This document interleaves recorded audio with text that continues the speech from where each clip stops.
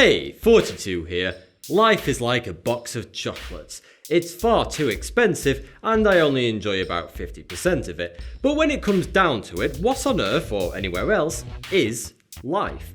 From our perspective, water and rocks and spoons and slippers are all inanimate objects. But how do we decide what is alive and what is not? Is there a point where the chemistry suddenly crosses over? Would we recognise an alien species if we saw it? And if you really, really believe hard enough, can you bring something to life? When you're trying to define life, you realise that it can't be black and white. It's like asking how many trees do you need to make a forest? What's the point where a snack becomes a meal? And how many cats must you own before you have a problem?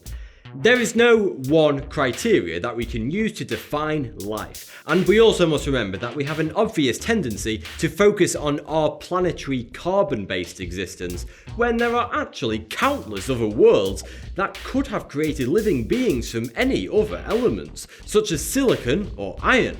So if we accept that life is a very grey area, then we must focus on key facets to determine if something really is alive. Firstly, complexity. Confucius may have said, life is really simple, but we insist on making it complicated. But then again, he often put his pants on backwards and knew zero about molecular biology.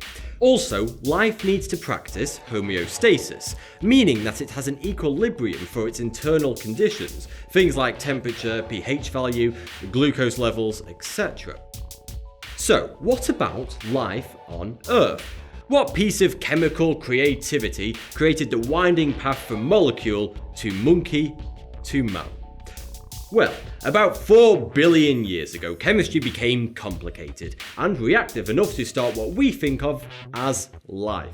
The very surprising thing is, this is not the most important nor most improbable event.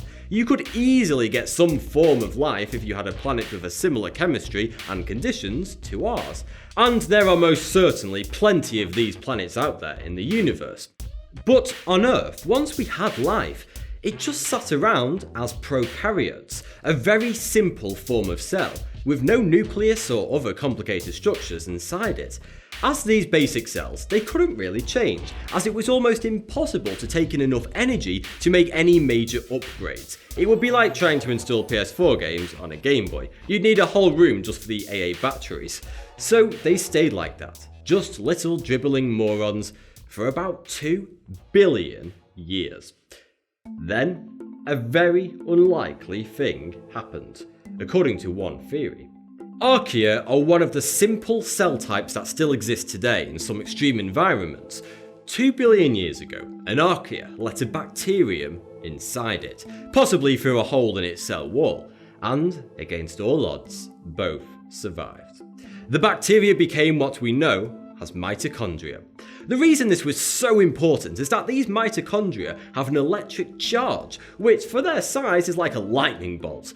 It was only once they had this new pimped out engine that cells had the energy to become more complex and spawn all the life that we see around us today.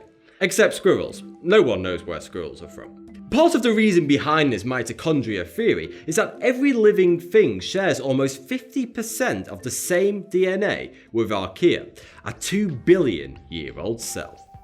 Alright then, so if we have a very good guess at how life actually began, is there anything we can do to replicate it and start a game of cellular Sims in a petri dish?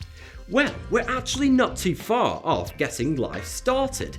At NASA's Ames Research Center in California, they set up the best space-like conditions that they could by turning the lights off and cranking up the air conditioning. Well, to put it in simple terms anyway.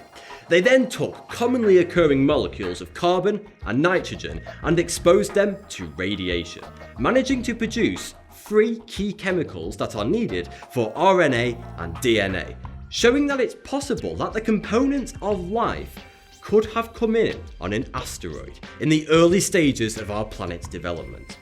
Okay, but a bit of space chemistry is hardly exciting. What about real Frankenstein cells that we can put together from bits of leftover lunch?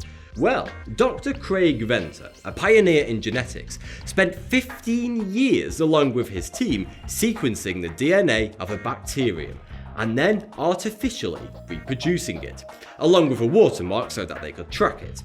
They chose Mycoplasma genitalium, the smallest bacteria in the world, and they injected their code into an empty cell after working out how to get rid of its original DNA.